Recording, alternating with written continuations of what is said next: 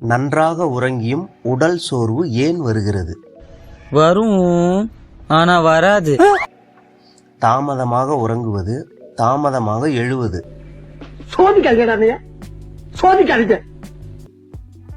இரவு முழுவதும் உறக்கத்தில் பலவிதமான கனவுகள் வருவது. முடியல. தாமதமாக சாப்பிடுவது, சாப்பிட்ட உடனே தூங்குவது. எனக்கே விபத்து அடிக்கலாம் பார்த்தல நீ. செரிமான கோளாறு, மலச்சிக்கல், வாயு தொல்லை. கிடைக்கிற கேப்ல எல்லாம் ஆப்பு வைக்கிறியே சிவாஜி. உடலின் கடிகாரம் சீர்குலைந்து இருப்பது.